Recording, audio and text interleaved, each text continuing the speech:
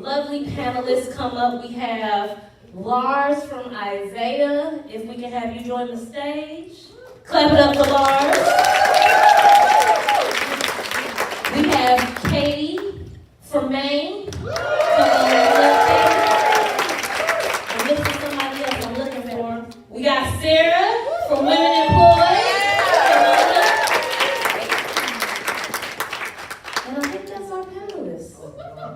Yes, so please have a seat. We're going to have them introduce themselves. There's a mic in the middle of the table. If you can't hear them, please speak up. You want to make sure that you get all this love in the room. So first, introductions. We'll start with Lars. Tell us your name, your organization, and your pronouns. Do I speak into the mic? Yeah. I feel like I lost my voice shouting. I'll let this go. Lars Negsted, he, him pronouns. I'm Policy and Legislative Director for Isaiah in Minnesota. Awesome. Yes, clap it up. It's on you now, Sarah. Sarah Labney, she, her pronouns. I'm the Director of Advocacy and Policy of Women Employed in Chicago. Awesome. Last but certainly not least, Kate. I am Katie Reed. I use she, her pronouns, and I work at the Maine Women's Lobby on the Paid Family Medical Leave Coalition Coordinator. Awesome. So y'all, we've had some amazing strides this year. We know our work is not done, but today we are celebrating our Paid Family Medical Leave, PFML, our Paid Safe and Sick Days, PSSD, trying to be cognizant of acronyms, and Paid Time Off, PTO, wins from our states in Minnesota, Illinois, and Maine.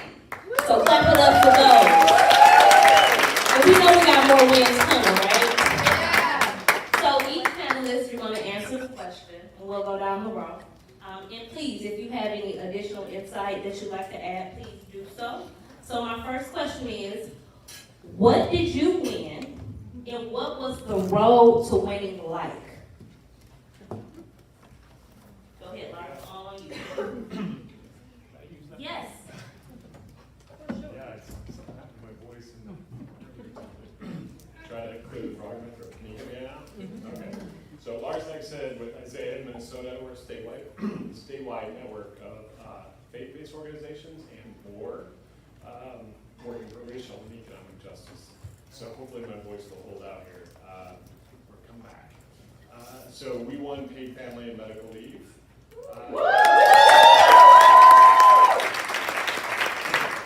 Up to 12 weeks of family leave, up to 12 weeks of medical leave. You can use up to 20 weeks of both in 1 year.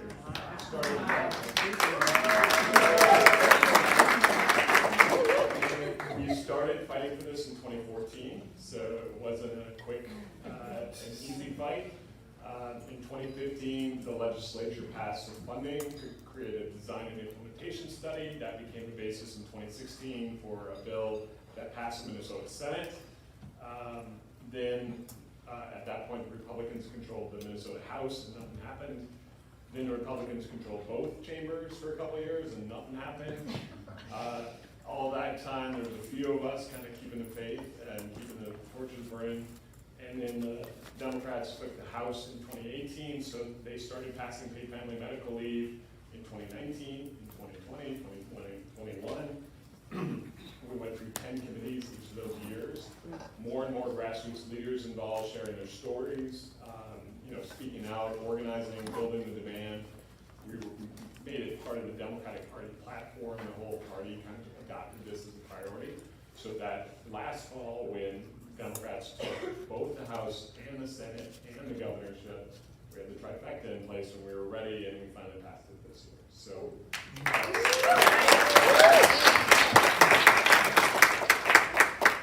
Thank you, Lars, and I just want to shout out that we are family because somebody brought Lars some cough drops. So thank y'all for taking care of Lars.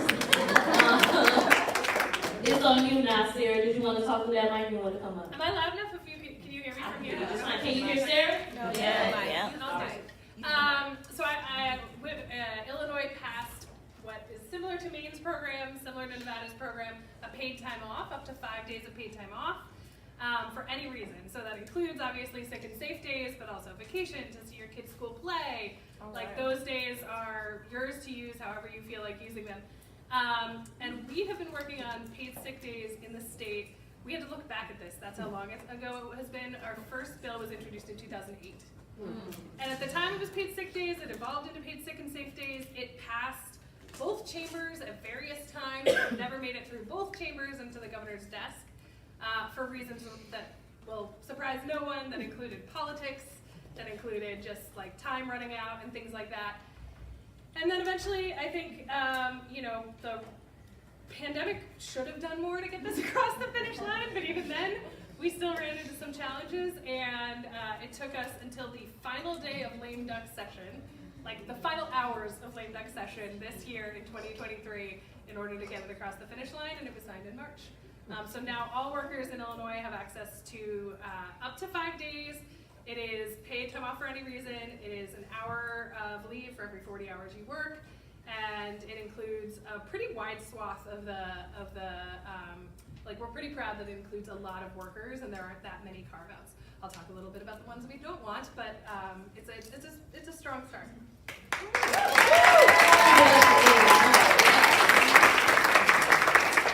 And tell us, Kate. I might have a similar issue to Lars, so I might need to look at a little quieter. We got extra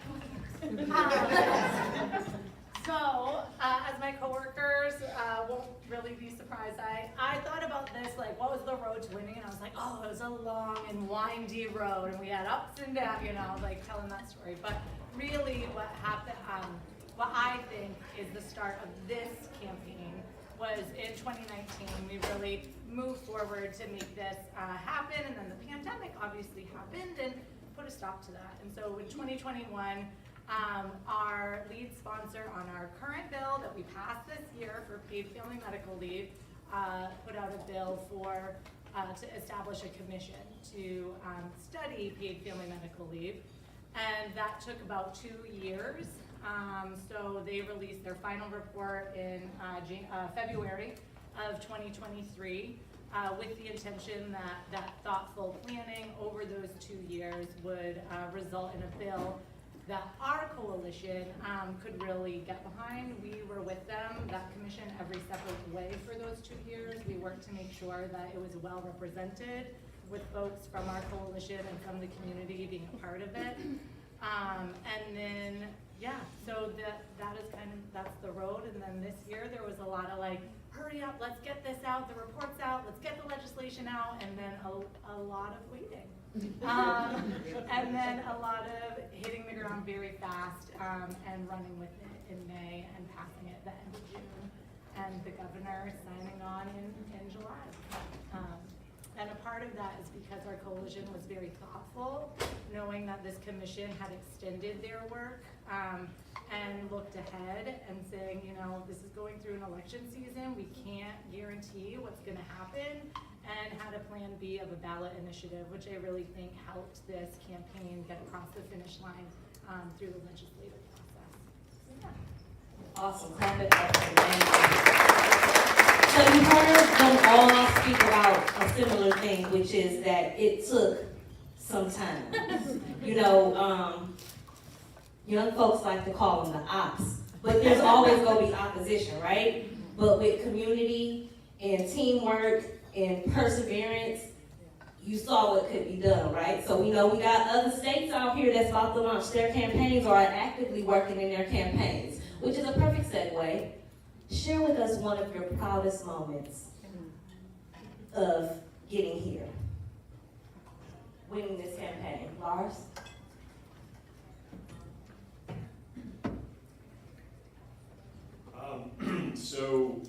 I think the things that I'm proudest of are how many people share their stories and how much courage that took for people to do that, and how much sacrifice people made to go out of their way to share their stories. The one moment is in testimony, one of our leaders, Miara, from the Black Barbershop and Congregation Cooperative, which is a project of Isaiah, came And she brought a picture of her family. She had 6 children. She brought her youngest child with her. And she shared her family, her husband owns a barbershop, and she's raising the kids and how they're trying to, make that work. She's juggling different jobs. And then right after that, one of the main business lobbyists who was against paid family leave from NFIB, NFIB, if everybody's heard of them, had to get up right after Miara. And she was like showing her, she literally had her, baby with her and showing her family in this picture, and everybody's just like, aw, because like, how can you not with this woman and her need for leave? And then this business lobby gets up, and he just has to be like, gosh, that's a tough act to follow. And he gives his whole spiel, his whole same old rap about, oh, this is too expensive and businesses can't afford it, and we're gonna go out of business. And everybody's just like, get out of town. So we're just super proud. The 20 weeks, we fought hard to make that stackable leave, not either or, because who that impacts most is women, pregnant people, and childbirth. And then if you use up the medical leave and you don't have the baby bonding leave, what good is that? So we fought so hard for that. Our main author in the Senate is a doctor, so she's super passionate about women's health, and she would just go off in committees sometimes about like, why aren't we talking more about women's health? And we talk about all the business costs and the this and the that and the numbers, but why aren't we talking about the health issues that are at stake here? So anyway, those are some of the things where I don't want to go on. I could go on for a long time. And we are going to do a Zoom briefing like next week, and I'll put it into WhatsApp so everybody can have a link about how Minnesota won paid family medical leave. But sorry to take up.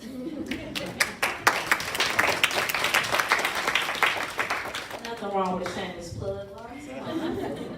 Okay, go ahead, Katie. You're in the middle now.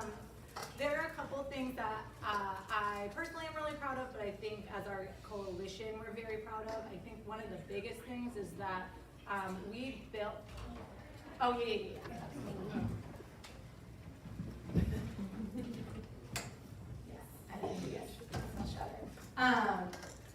so the thing that I think our coalition is most proud of is the trust that we built among all of our coalition partners, but also our legislative champions and the sponsors of this bill. That took a lot of time to make sure that we trusted their care and attention to the bill, and that when we reached out to them, when we showed up to give testimony, that we knew that they were listening and going to take that into consideration, which absolutely happened. And the first draft of the bill is not the final draft of the bill. And so they actually paid attention to people when we showed up and we said, we really want to make sure that this is a policy that is for workers, for people who work for small businesses. We will not accept carve-outs. And we have an option to be able to go down a different road if that's what you're going to do. And they didn't hear that as a threat. They heard that as, we want to be here for our constituents. We want to be here for the people who helped us shepherd this policy along. And I don't think that that is always a common thing and something very unique to this campaign. And so I think that's something we're very, very proud of. So,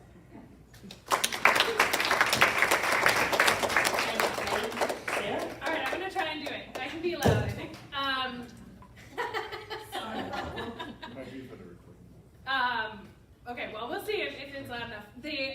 So what I'm proud of is actually almost the opposite of what Katie just mentioned, which is we had a sponsor who wasn't always responsive to the coalition, and we didn't really have an option to move forward from her. She's in leadership, she's often great, but when it came to preemption, which I'm sure many of you is a word that scares you, it did us. There was some language. We knew that the opposition, this bill had been close to passage often enough that our opposition saw the writing on the wall, I think, and they came to the table with the express purpose of getting preemption in that bill.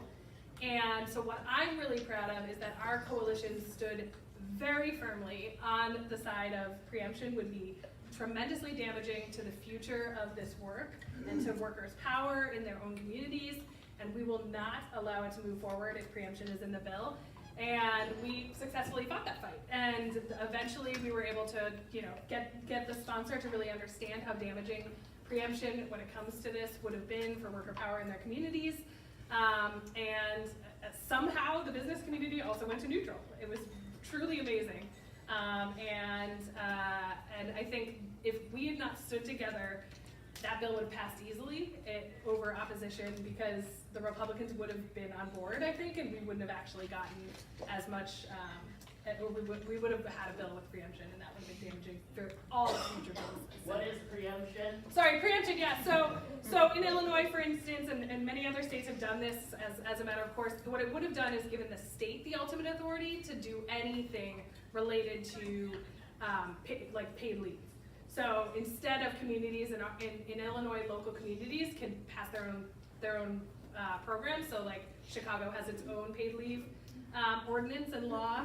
In Illinois, that's allowed, but this would have given just the state the only authority to do it. So if Chicago wanted to add time or expand to different workers or something like that, that would not have been allowed. It would have had to happen at the state level. And as many people know, right, like it's harder to work the state, and it's a broader community than your own community. And so like with Fight for 15, for instance, right, like a lot of that work happened in smaller cities before it expanded to states, and we wanted to maintain that power in Illinois too. Thank you for sharing. Yes. How many people in this room have a care story or paid leave story or lack thereof? Raise your hand for me. Look around the room. Or even if it wasn't you, a loved one. This is why we show up to do this work. This is why those 10 years, those 12 years, those 14 years that it takes to pass is important. So I say that with words of encouragement, as a lot of you are still actively working on your campaigns and still actively working in your communities. Don't be discouraged. You see this as a testimony, so don't be discouraged. Perfect segue to the communities that we represent. Are there any communities that you feel like were not necessarily included that you guys maybe want to go back and like, especially with implementation that's about to start happening, that you would like to be more inclusive of the policy? If you want to speak to that. Lars?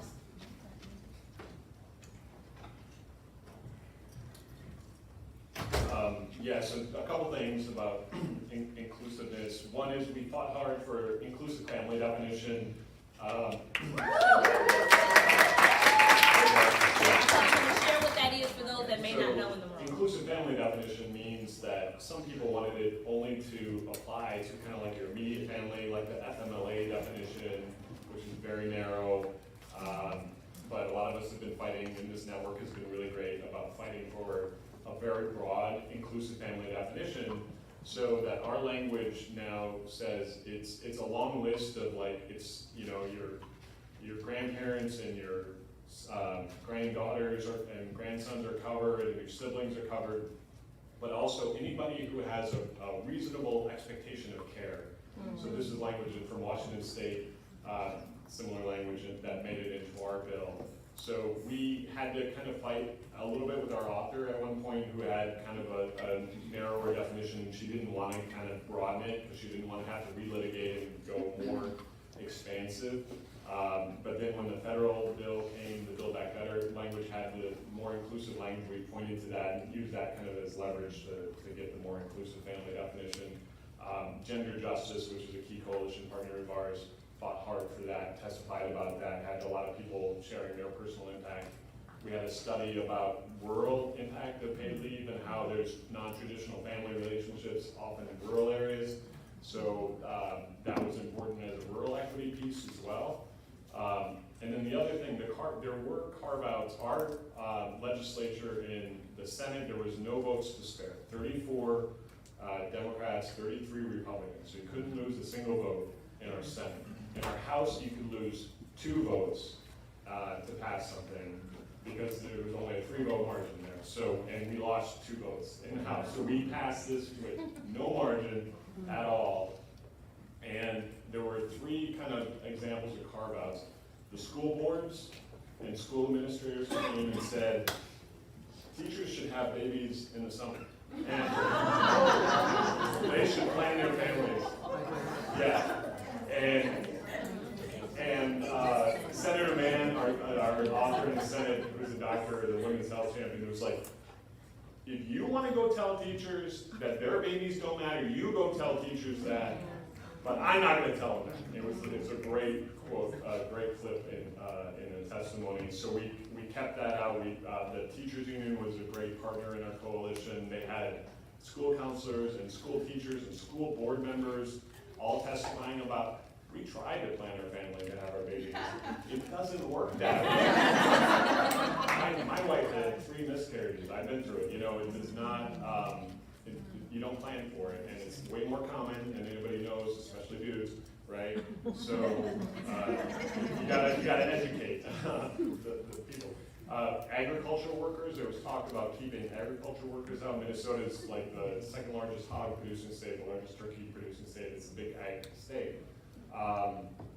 Ruth Richardson, our House author, African-American woman, lawyer, maternal health champion, knows the racist history of exclusions to unemployment insurance and other policies, and she was like, over my dead body, we will not cut out agricultural workers just because somebody said they have to cut out.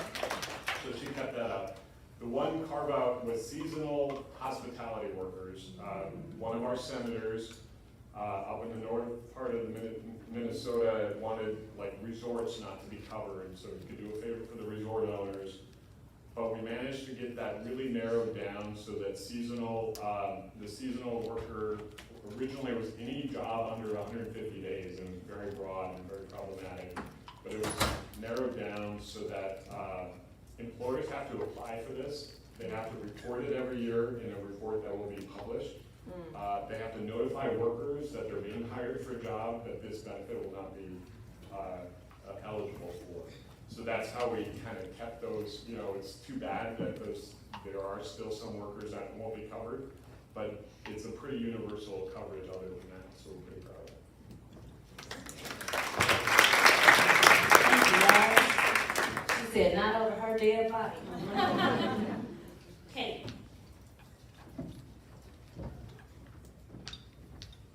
The thing that we wanted to highlight that we really fought for were people that work for small businesses in Maine, and Dusty, my boss, will tell me if I'm wrong. But over half of employees in Maine work for small businesses. It's our primary landscape for workers, and there was a lot of talk about exempting small businesses, like in FMLA, and Maine has its own FMLA policy which does exempt small businesses, and so that was what the direction people really wanted to go in, and I think we worked very, very hard to make sure that no matter what employer you work for, you will be eligible once you reach a certain threshold of earnings, and so that's very, very important because people can go to different jobs and still be able to access this. They also included job protection, but that was one that we did really work closely on. Right now in the policy, the job protection is at 120 days, so you have to be your employer for about 4 months before job protection kicks in. And this was the workaround that legislators saw for the sponsor,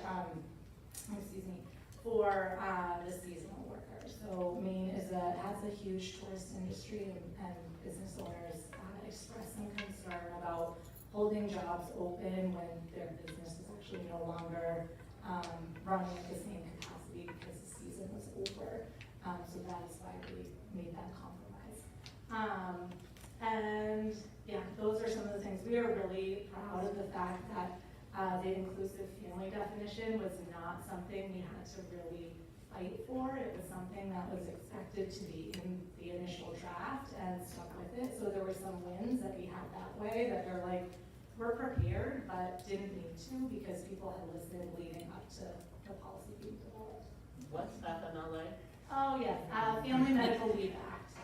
So yeah, both the federal and Maine has one that's slightly more inclusive. It covers smaller businesses.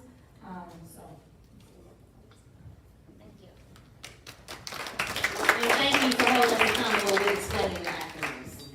See something, say something. Sarah. Okay, so mine is maybe a little bit different, which is so of the things we, oh yeah. Yes, here, I'll just go, I can go. Coming up. Go on. Alright, so to avoid preemption, we did have to put in some language. The Chicago law has some better elements to it than the state law was going to have, specifically like a private right of action that we really support.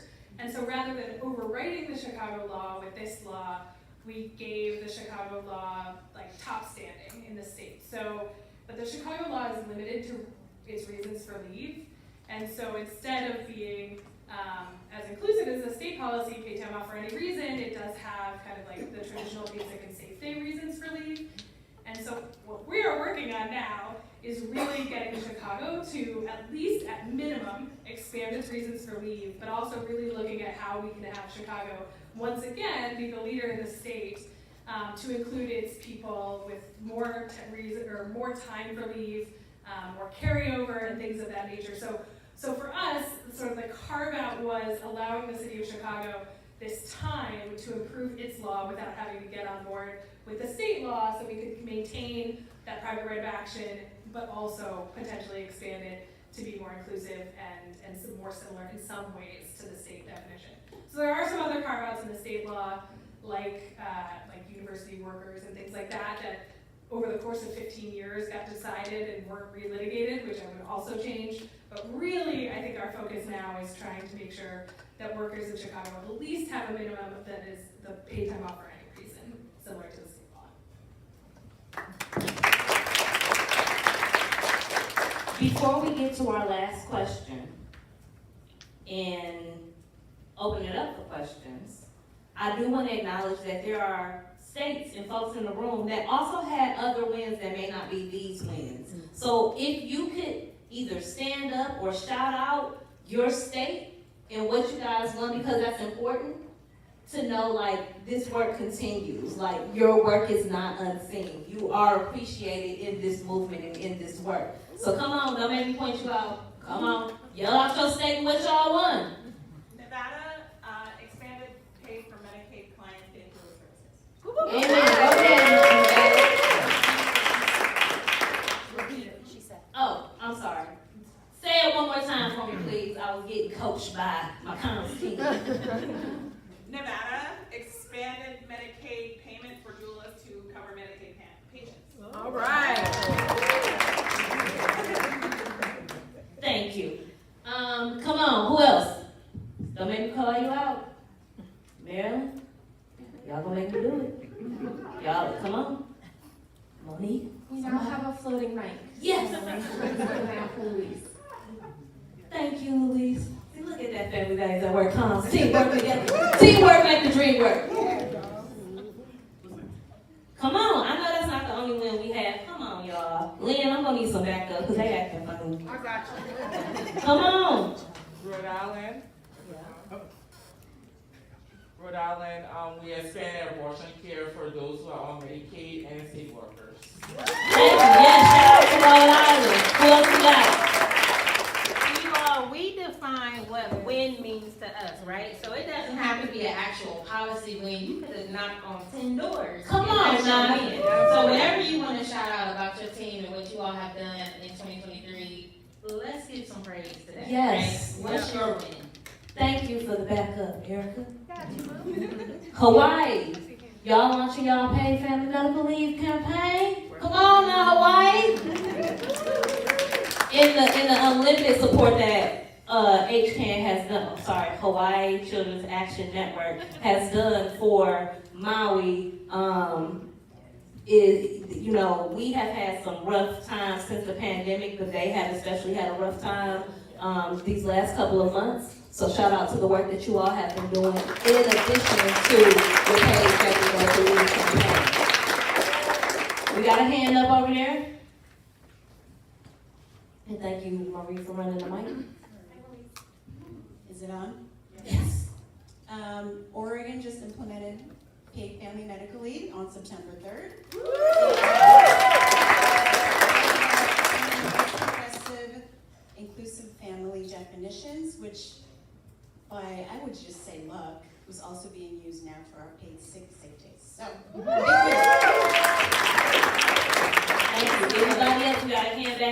North Carolina?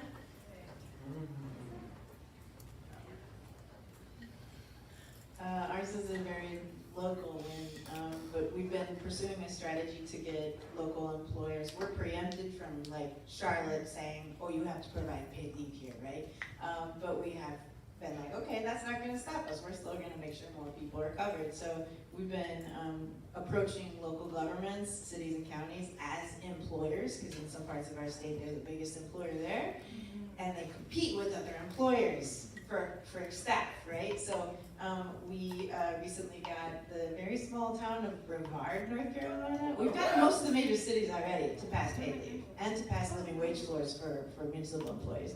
But we just got Brevard, which is like a teeny tiny town, so we're proving that little towns can also do this. So they adopted a living wage floor and also a paid parental leave policy for city employees. Thank you. Anyone else? We got one more? Hi, Yarrow, New Jersey. The Department of Labor funded $1.2 million to community-based organizations to do outreach and education on temporary disability insurance, family leave insurance, and earned sick days.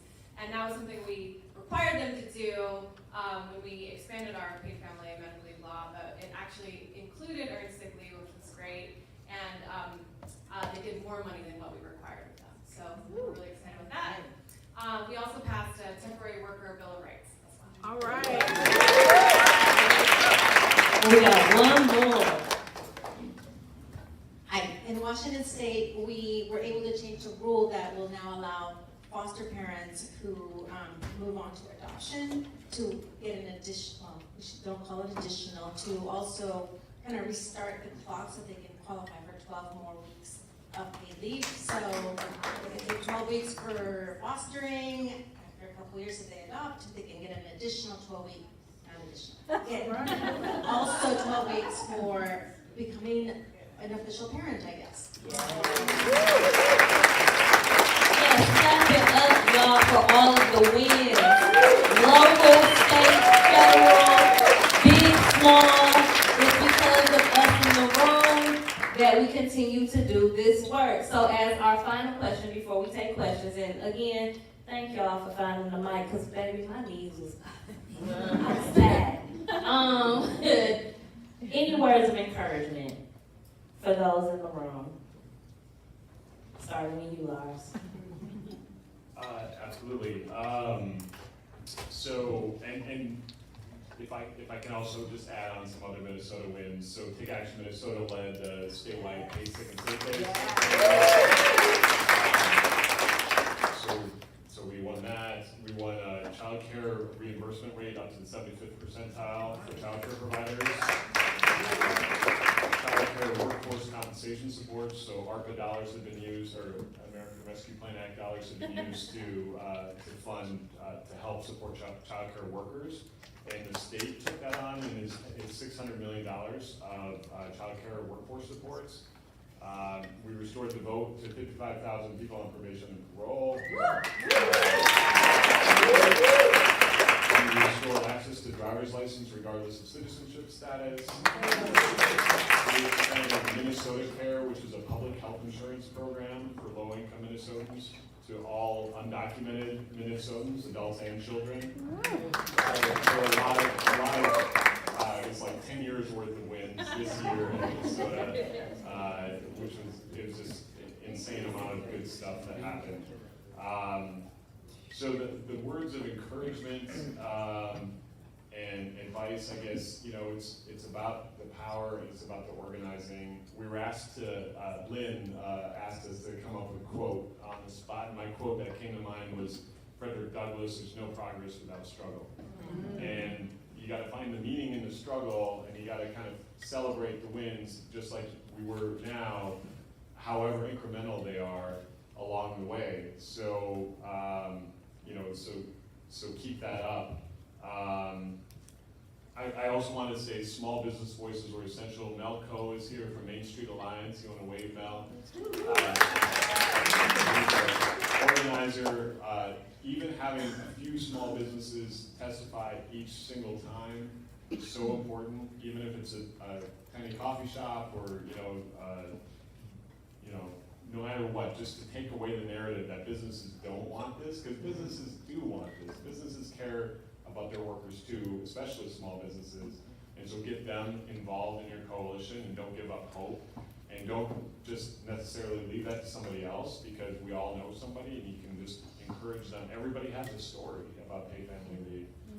So encourage people to share their story, to speak out, to get involved, and build that power until you win. This is enormously popular. It's gonna happen. It's happened all over the rest of the world, right? And it's happening in more and more states. So let's just keep that momentum and that excitement accelerating here.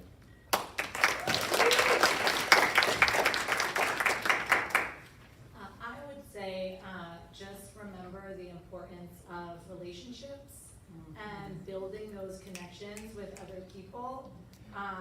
You know, being here in this room right now, already we've connected with each other. We're gonna continue to talk over the next 2 days, and there are gonna be times where you're gonna wanna reach out to somebody and say, hey, how did you do that again? Or what are you going through? And that can really help you come up with, okay, this is how it went there. This is what we've been told. We can try to approach it this way, and helps you think outside of the box, and also helps you in that trust building. So that's the thing that I think our coalition is most proud of. We trust each other. We trust our legislators. It didn't happen overnight.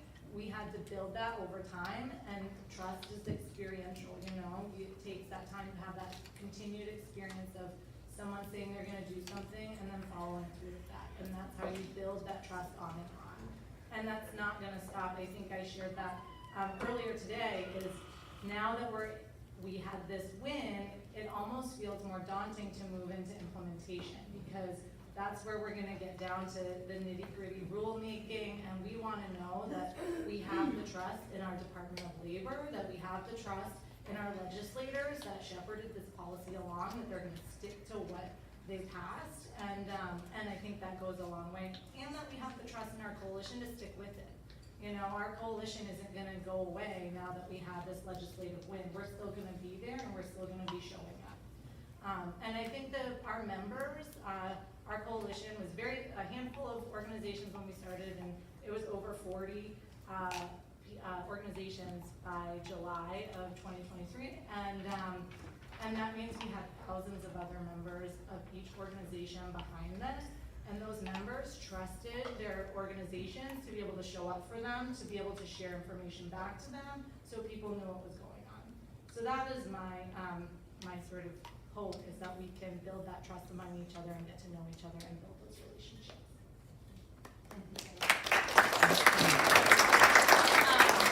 Sorry to go third, but I will say, I think for me, one of the things is like, when a campaign takes a very long time, it can be easy to say, let's just take what they're willing to give. And I think, you know, give in where you are okay giving in, but dig in where you want to dig in.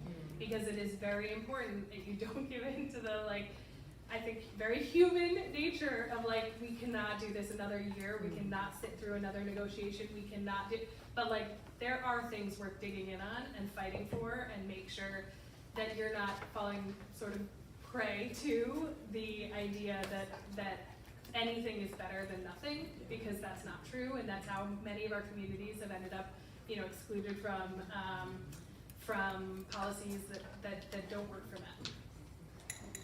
Thank you very much for sharing your words of encouragement. Now is the part where you all get to ask some of your questions that I know that you have been waiting to ask. So, please raise your hand if you have a question for one of our panelists. There's no such thing as a dumb question. We've got a question up here. Luis. And I apologize, I kept on saying our comms team. It's shout out to our digital team. Well, first I just want to say thank you for that last comment, because I remember when we closed the legislature. I'm from Hawaii, sorry. Hawaii Children's Action Network, KOPU. I remember when we closed the legislature, we lost on our worker wage bill for childcare workers, but we won on an accreditation support, so there wasn't an unfunded mandate. And I was like, I don't know whether to cry or to like be super happy. And those ups and downs are like super hard to maintain. So I just want to first thank you. But to my actual question, I guess one thing that I struggle with, both in like the paid family leave campaign that we're running, and as well as any of our work in childcare, is like how do you get to a point, or do you have any best practice? I hate to say best practices, seems so institutionalized, but you know, like things that work well to get folks to story tell in a way that is healing and not exploitative, in a way that calls them in, rather than has them come for one moment and then leave for another. So I'm just curious, I know Lars, you had mentioned, and I'm sure there's probably all three of you have those, but Lars, you had mentioned storytelling as a strong component. But all three of you, just anything you can share on how do we ask for stories in a way that is healing and empowering rather than exploitative and extractive. And before you answer that question, because we are live streaming, would you like to go off of the record to answer these questions? We want to make sure that this is a safe space. And some of the questions might be hard-hitting questions or very vulnerable questions. So is everybody cool if we? Okay. Just want to make sure. We good? We stop the record? Yep.